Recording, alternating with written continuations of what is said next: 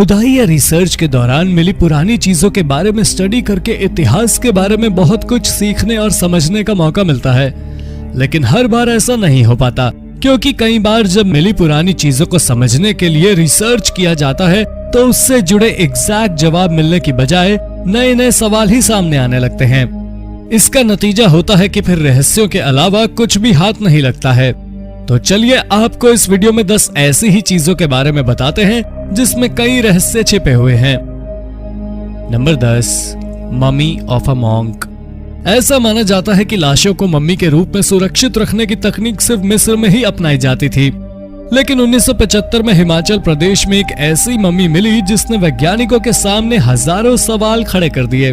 दरअसल 1975 में हिमाचल प्रदेश में एक विनाशकारी भूकंप आया था।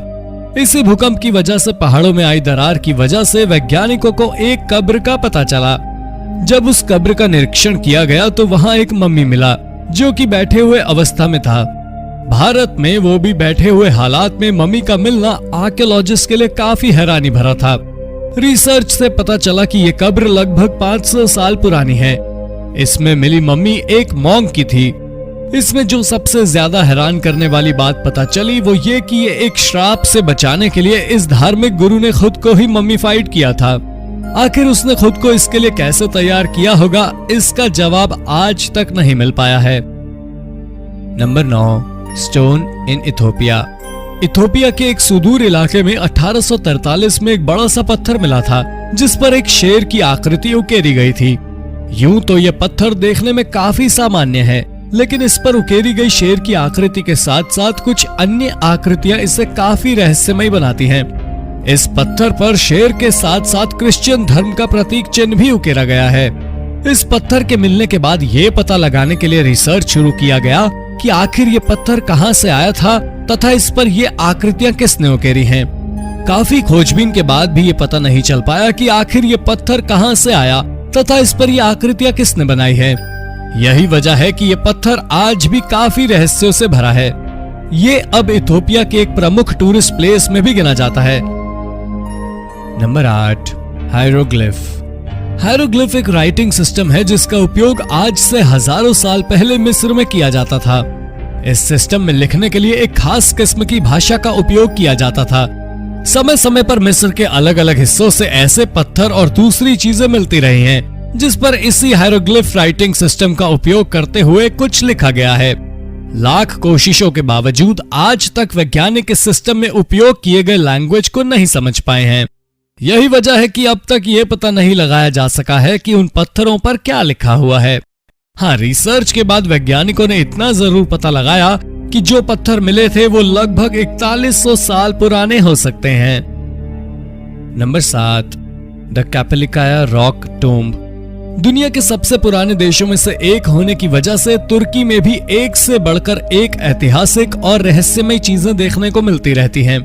तुर्की के कोरम शहर के करीब की पहाड़ियों में मौजूद कैपेलिकाया रॉक टूम्ब किसी रहस्य से कम नहीं है। ये एक पहाड़ की ऊंचाई पर मौजूद एक कब्र है। इसमें रहस्य ये है कि ये कब्र किसकी है और इसे हजारों साल पहले इतनी ऊंचाई पर किसने और कैसे बनाया, इन सब के जवाब किसी के पास नहीं है। कुछ रिसर्च से इतना पता चल पाया है कि ये कब्र हेलेनिस्टिक पीरियड के हो सकते हैं। इस टूम्ब का बाहरी दरवाजा पत्थर को काटकर जिस सफाई से बनाया गया है वो हर किसी को हैरान करता है। Number 6, ancient Roman puzzle locks. आज के आधुनिक बैग्स और पर्स में सुरक्षा की दृष्टि से पासवर्ड इनेबल्ड लॉक दिया होता है, लेकिन पासवर्ड वाला कंसेप्ट हजारों साल पुराना है। ये दावा इस आधार पर किया जा रहा है क्योंकि कुछ साल पहले जर्मनी में एक नदी से बहुत सारे छोटे छोटे रिंग प्राप्त हुए थे। जब उस रिंग का जांच किया गया तो कुछ हैरान करने वाले तथ्य सामने आए। पता चला कि दरअसल ये रिंग एक पजल लॉक था।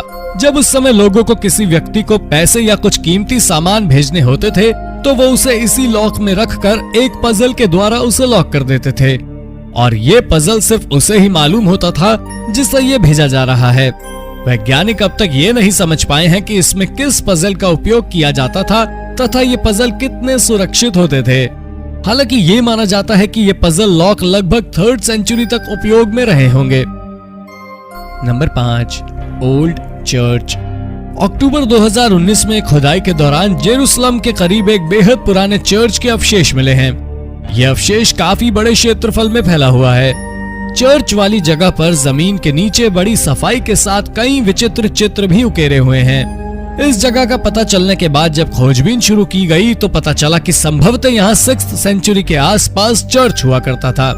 हालांकि हैरानी की बात यह है कि उस समय के किसी भी इतिहासकारों ने इस चर्च का जिक्र कहीं भी नहीं किया है और न ही किसी दूसरी किताबों में इस चर्च का जिक्र देखने को मिलता है। काफी खोजबीन के बावजूद भी ये पता नहीं चल पाया है कि इस चर्च का निर्माण कब और किसने करवाया था। इसके अलावा इस बारे में भी कोई जानकारी निकल कर नहीं आ पाई है कि आखिर ये चर्च नष्ट कैसे हो गया। Number 4, Turkey lost city. इतिहास में झांकने से पता चलता है कि विश्व के अलग अलग देशों से कुछ सिटी समय के साथ विलुप्त हुए हैं। एक ऐसी ही सिटी तुर्की से भी गायब हुई थी। हालांकि सिटी के गायब होने के बावजूद उसके कुछ अवशेष अब भी वहां मौजूद हैं।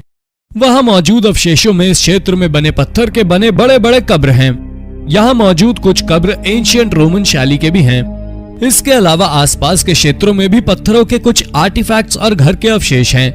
यहाँ मौजूद चीजों को देखकर लगता है कि किसी जमाने में यहाँ एक शहर हुआ करता था। लेकिन हैरानी की बात यह है कि इस जगह से अब तक कोई पुराना सिक्का या किसी भी तरह की करेंसी प्राप्त नहीं हुई है। ऐसे में एक्सपर्ट्स ने हैरानी जताई है कि यहाँ पैसे का चलन था भी या नहीं। इसके अलावा इस पूरे शहर का जिक्र भी ऐतिहासिक तथ्यों में कहीं देखने को नहीं मिलता है। ये भी थोड़ा हैरान करता है। Number 3, ancient cave paintings. दुनिया के सबसे बड़े गर्म रेगिस्तान सहारा डेजर्ट में अल्जीरिया के करीब गुफाओं में कुछ ऐसी पेंटिंग्स हैं जो आपके सोचने के तरीके को बदल सकती है।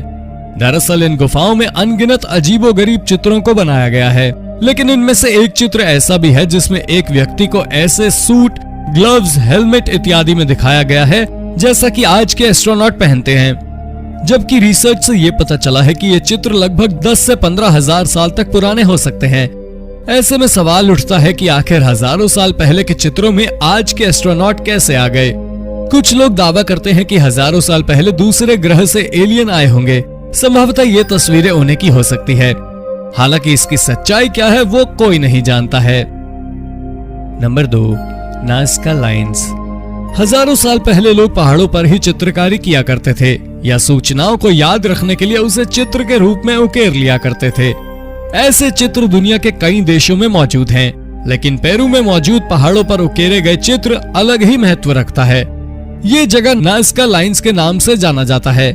यहाँ पहाड़ों पर एक साथ हजारों की संख्या में चित्र बने हुए हैं। ये काफी बड़े क्षेत्र में फैला हुआ है। अध्ययनों से इतना पता चला है कि ये चित्र लगभग 1500 साल पहले बनाए गए होंगे, लेकिन कुछ एक्सपर्ट्स का मानना है कि ये तस्वीरें 1500 साल से भी पुराने हो सकते हैं। इन चित्रों के बारे में जो सबसे बड़ा सवाल है वो ये है कि आखिर किसने इतने सारे चित्र इस वीराने में आकर उकेरे होंगे और इन चित्रों को वीरान सुनसान पहाड़ों पर बनाने का मकसद क्या रहा होगा। Number 1, the white city. Honduras Central America में मौजूद एक देश है। हाल ही में आर्कियोलॉजिस्ट की एक टीम में इसी देश में लंबे समय तक खुदाई करने के बाद एक विलुप्त हो चुके शहर को खोजने का दावा किया है। इस शहर को द व्हाइट सिटी नाम दिया गया है। इस शहर को city of the monkey God के नाम से भी जाना जाता है। 2016 तक इस शहर का नामो निशान नहीं था। फिर इस क्षेत्र में कुछ अजीबोगरीब चीजें मिलने के बाद और रिसर्च के बाद खुदाई का काम शुरू किया गया। यहाँ कई हैरान करने वाली चीजें मिली। खुदाई के दौरान ही यहाँ बड़े बड़े पत्थर भी मिले जिन पर जैगुआर के चित्र के साथ साथ इंसानों के चित्र भी उकेरे हुए थे। इसके अलावा भी कई चित्र यहाँ मिले पत्थरों पर मिले। खोजबीन के बाद ये शहर तो मिल गया, लेकिन यहाँ से किसी भी तरह के मानव अवशेष नहीं मिले। इसके अलावा यहाँ कौन लोग रहते थे इस बारे में भी कोई जानकारी अब तक हाथ नहीं लग पाई है। तो दोस्तों ये थी आज की वीडियो। उम्मीद है वीडियो में आपको कई रोचक जानकारियां मिली होंगी। वीडियो के बारे में अपनी राय कमेंट बॉक्स में जरूर दें। वीडियो पसंद आई हो तो इसे लाइक और शेयर भी जरूर करें। अगर आपने अब तक इस चैनल को सब्सक्राइब नहीं किया है तो सब्सक्राइब करते हुए बेल आइकन जरूर दबा लें ताकि आप तक ऐसी ही रोचक वीडियो लगातार आती रहे। धन्यवाद।